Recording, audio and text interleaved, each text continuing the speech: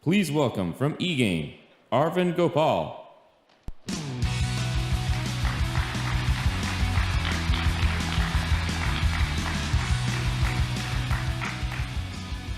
Hello, everybody. How's everyone doing? Wow, slow day. I promise there's a coffee break after this, and I'll keep it really short. Okay. My name is Arvind Gopal. I'm Senior Director of Product Management at eGain, and I want to take the next about 20 minutes or so to talk about EasyAX. Over the last year or so, we've taken a lot of time to reimagine our agent experience and our advisor desktop. And to some of you who may have come to our earlier conferences last year, you would have seen preview versions of our advisor desktop, which is now part of the version 17 release. So I want to talk a little bit about what we see in the market in terms of how the agent experience is changing and innovating. And I also want to talk a little bit about our product and what we're doing in our product to make agent experience easy and good. So I'll do a little bit of market stuff as well as the product pieces. So to get started, this is a slide that I think you guys saw earlier in Ashu's presentation. So this is Gartner's predictions for 2012. And I just want to call out a couple of things here. The first thing I want to call out is machine learning and AI.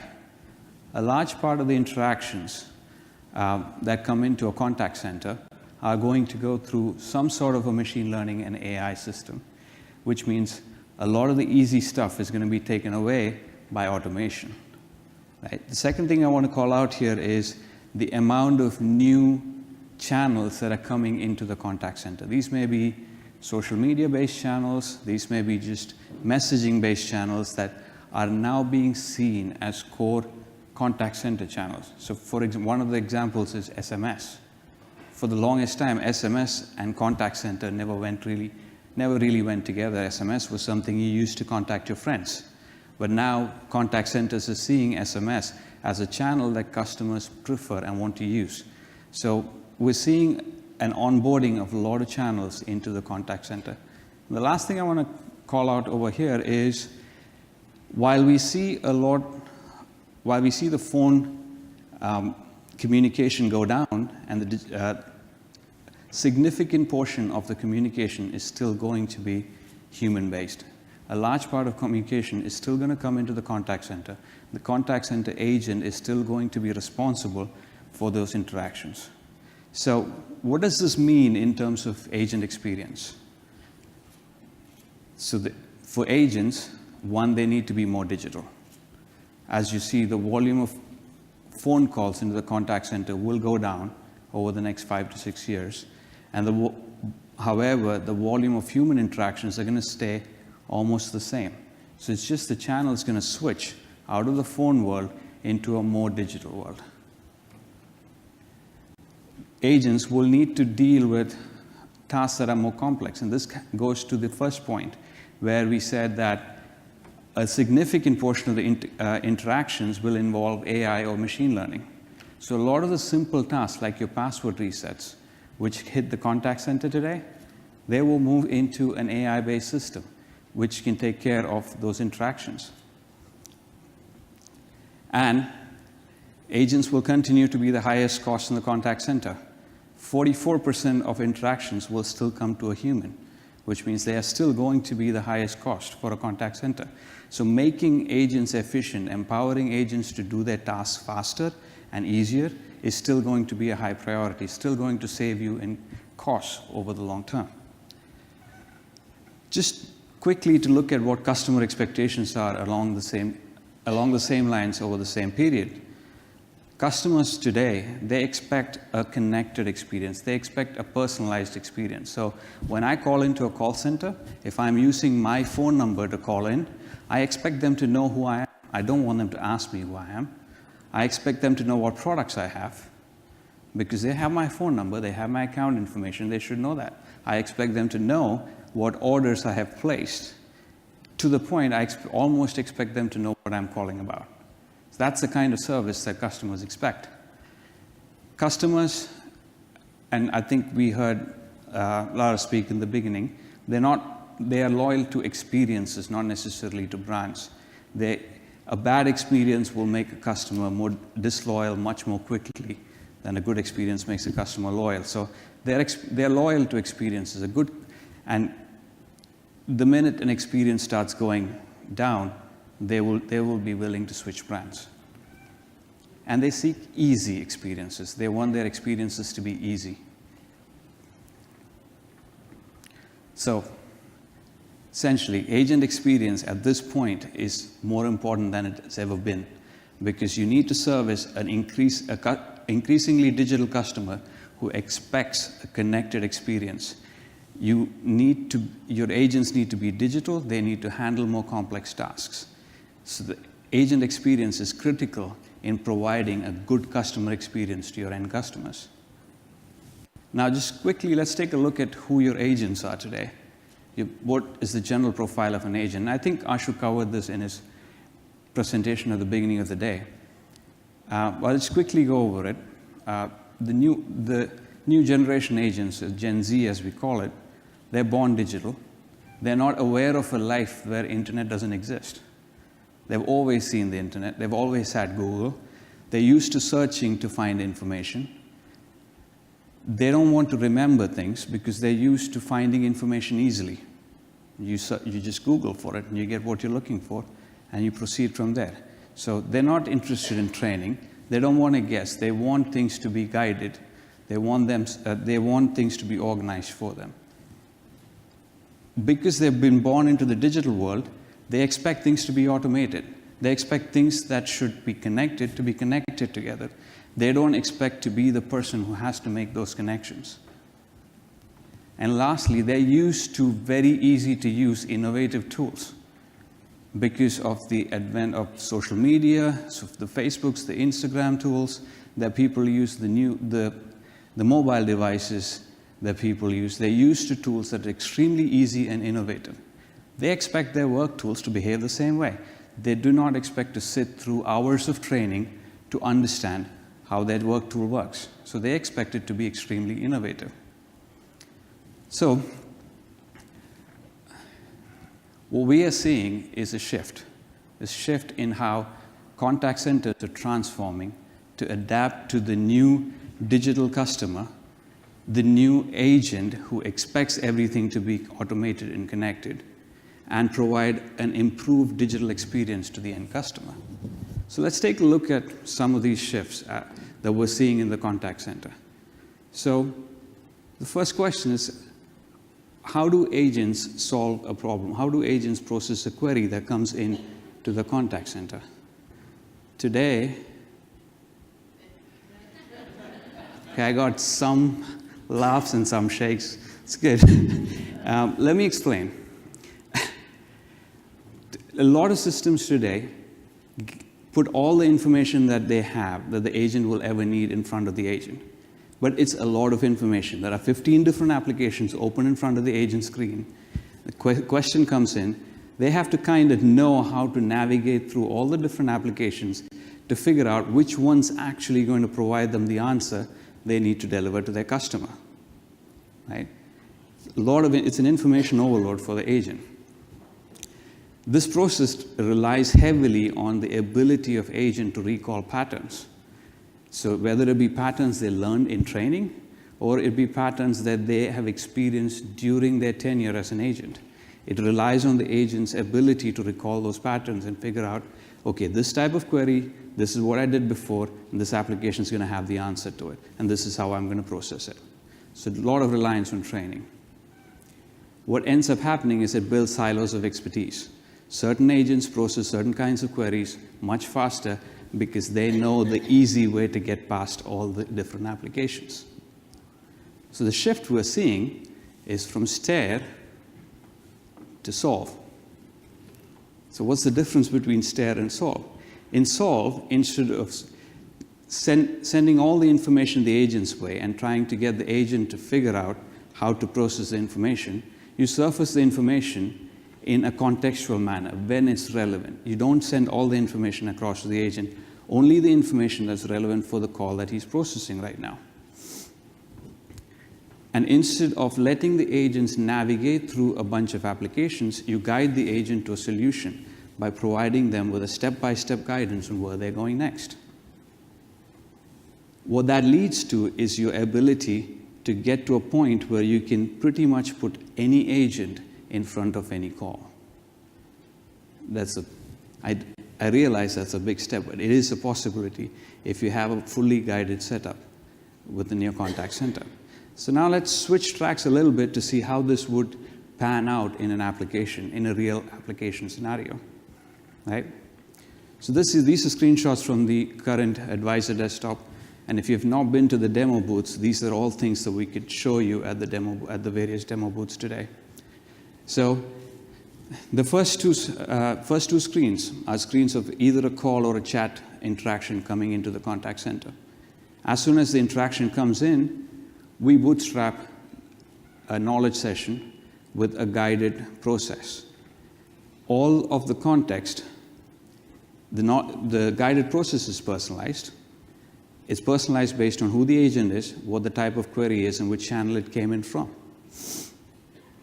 Now, all the context that you have in the activity, like what did the customer tell you what the problem was?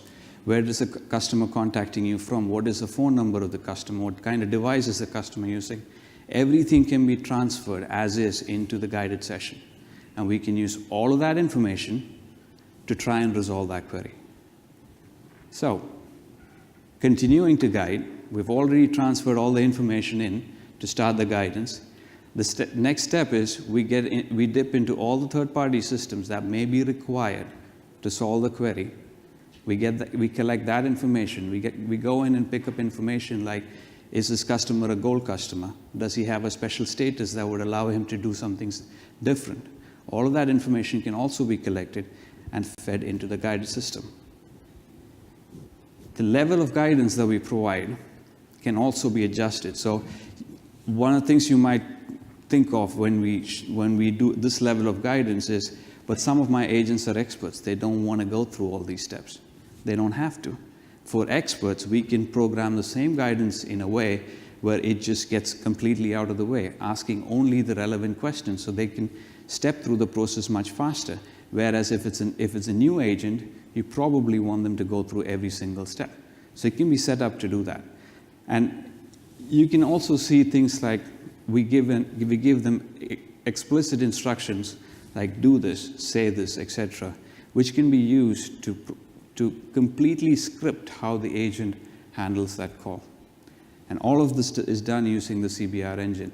And none of what I've told you, including the data dips into third-party systems, requires any sort of integration work. It's all done out of the box using data adapters. As long as we have at least an API to call in the other system, we can connect to it. Again, happy to show you those things in the demonstration. And lastly, and I talked about surfacing information contextually. So we have what we call intelligent bubbles. These pop up with contextual information as a case is being processed. So we can bring up relevant information like the customer called 3 days back and he was expecting a call back and the customer's calling again. So whatever the relevant information is for that query, we can process it. Out of the box, we can process information that's already in our system. And we have the ability to extend, if necessary, into information from other systems. So that's the shift that we're seeing from staring to actually solving the issue. Now, the other thing that we started seeing very often in contact centers is what we call the interface issue. As an industry average, an agent uses 4 applications to answer every call. Not 4 applications in total, but 4 applications per call. That's a lot of different windows that you need to navigate and know how to use to be able to answer one call.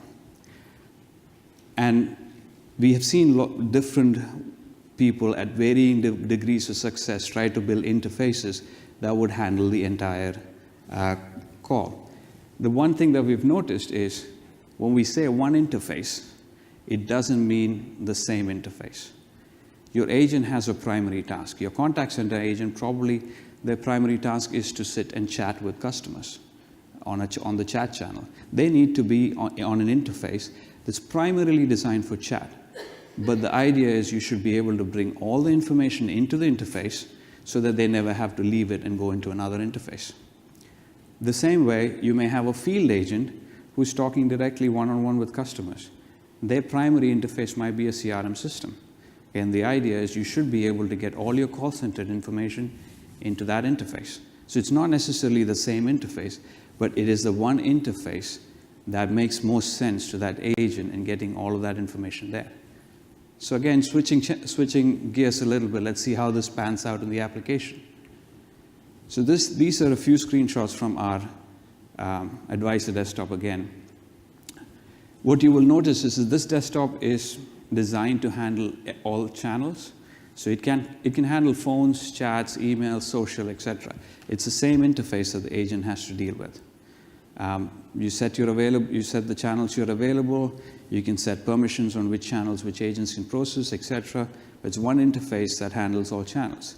And now, into this interface, you can bring in all the information from third-party systems. We have about four different ways you can bring information into this interface. This shows one of them where we've added an extra panel which brings in information from a CRM system. This information that we bring in is contextual. So we take all the context from the case, use that, we can pass that over to the third-party system and pull up the relevant information. And we can bring in information from any number of third-party systems, as long as we have an API we can integrate with, right? And the reverse is true as well. For agents that require to use another application because that's their primary task. In this particular case, if this agent's primary task is to answer phone calls, they would probably be using an interface like the Cisco Finesse if you were on UCCE. We can pull in all of the information from the contact center. We have widgets that are embeddable within Cisco Finesse that can bring in all of the customer case information into the Finesse app. We could do the same thing with a CRM system. So we do realize that our interface is not going to be the perfect interface in every situation.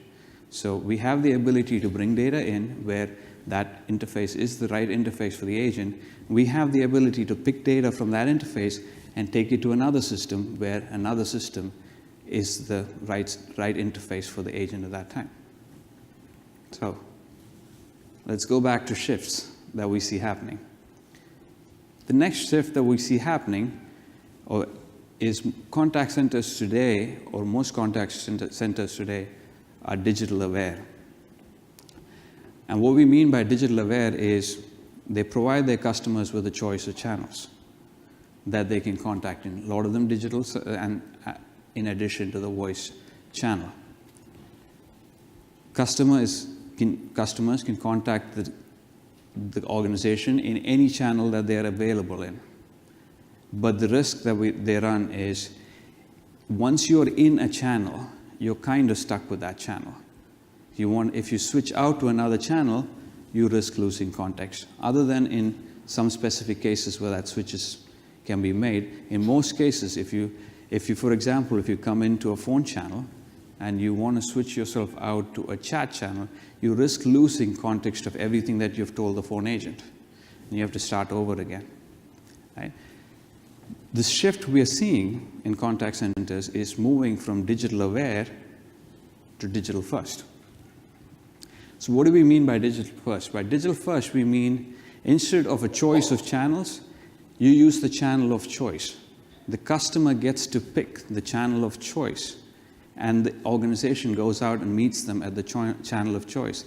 This means bringing in all of the immature channels that we talked about, channels like SMS, channels like Facebook Messenger, and being able to service customers in a consistent manner on the same channels, on those channels, without necessarily bringing in a whole bunch of new agents to service those channels. So the single interface, everything else plays into that, right? The ability to blend channels, switch or hop channels. So the ability to start conversation on one channel, bring in another channel as necessary, or change the channel entirely and move to another channel because that might just be the better channel to service the task. So if somebody calls in, for example, or somebody comes in on a chat channel and they say, oh, I've been in an accident, I would like to file a claim, the agent could say, you know what, let me just add video, show me your damage, and I can file that claim right away for you. So that's the advantage of being able to switch into the most effective channel for that conversation. So again, let's switch back into the application and see how this pans out in the application. So just a scenario that I was mentioning, somebody comes in on the chat channel. The agent has the ability to, this is the agent view of the chat channel, the agent has the ability to drop down and escalate into another channel. They can add either video or audio, or they can transfer out it entirely. So if they add video, that channel's, it's the same view, they just added video, the customer gets to see the video. You can add a two-way or a one-way video depending upon how you want to configure the system. By the way, has anybody seen this person? If you haven't seen this person, you should see this. His name is Pablo. He's the product manager for the Advisor Desktop. He's in the demo lounge. You should go meet him. So, another example for the same thing is if you are on a phone and somebody is talking about filling a form, and they're having difficulty filling out a complex form on your website, the phone agent can easily start a co-browse channel. It's addition of a digital channel to existing voice channel. Co-browse the form with the customer and help them fill it out. It makes that experience a lot more seamless and a lot more nicer. Okay, so this is a feature that I'm very excited about. And I think Ashu touched upon it in his presentation in the beginning. We tend to think of interactions as cases, whereas in real life, it's a large conversation or a journey. So one of the features that we're working on, which we can demo in a beta form today, is a conversation view for the entire interaction history with a customer. So if a customer chat comes in, you will see a scroll bar that scrolls up. It will show you the emails that the customer may have sent, the Facebook messages that they may have posted that you've pulled into your system, the social feeds, everything in one conversational view organized by time. Your only marker between these conversation pieces is time. And that's in reality, that's how it occurs as well. So when you process a problem, what you really want to see is all the events that happened in the order or in the time that they happened in. So this is a view that we're working with. And it's, again, moving things closer to what people use in life outside of the enterprise. So moving closer to to tools like Facebook, which have done the timeline view very efficiently for a while. And lastly, we talk digital, but we still like phones. We have complete, comprehensive phone handling capabilities within the Advisor Desktop with out-of-the-box integrations with Cisco as well as other phone systems. The last thing, last contact center issue I want to talk about is collaboration. And I have a very short story about this. I'd recently called into a contact center with a billing problem. And I specifically said, I don't understand what this thing is in the bill. And after talking to me about 5 minutes, the agent said, I need to ask someone. And I need to put you on hold. It's normal. Came back in a couple of minutes and I asked him, so who did you ask? I was expecting him to say, I asked my supervisor. But what he told me was, I had to ask someone whom I need to ask to solve the issue. It happens. It's probably because he was new, not entirely sure. But collaboration within a contact center is important. That makes the agent experience better and makes your customer experience better as well. So I talked about most of these. Queries are getting more complex. A lot of queries will involve SMEs. A lot of queries will require more than one person's mind put together to be able to answer. So effective, easy collaboration is important.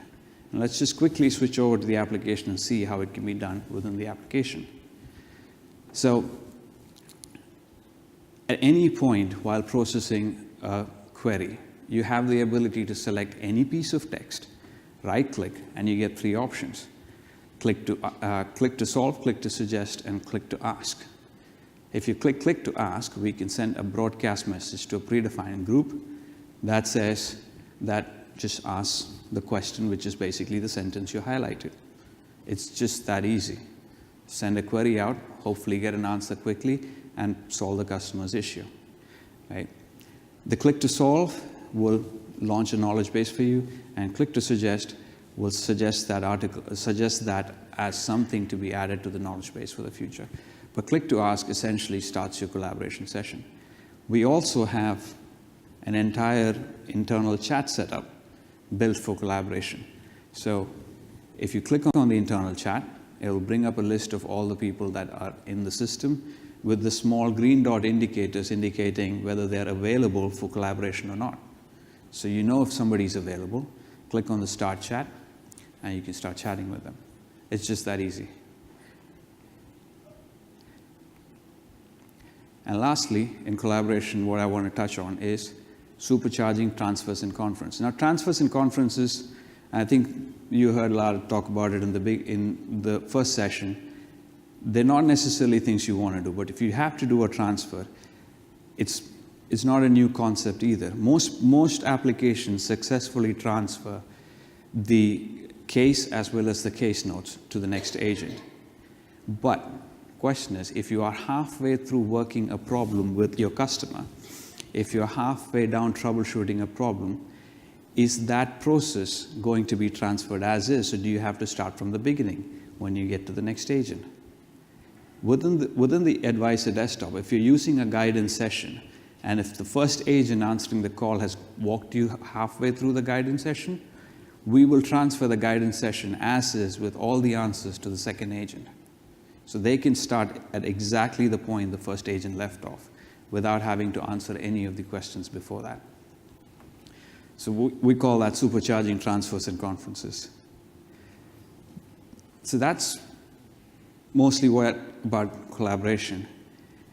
So to solve customer queries, you need the right tools, and we believe in our advisor desktop, we have all of the right tools. So this is again a slide from Ashu's initial presentation. Our advisor desktop is omni-channel, knowledge, AI guided, has journey analytics built for collaboration, and embeddable components. So that's my presentation, guys. I know we have a coffee break coming up. Just one thing I wanted to talk about before you head out to your coffee break. We have a try and buy station. You guys should definitely visit that station if you get a chance. What you get if you sign up for a try and buy is a no cost to you, no commitment chance to use our application in a live production environment.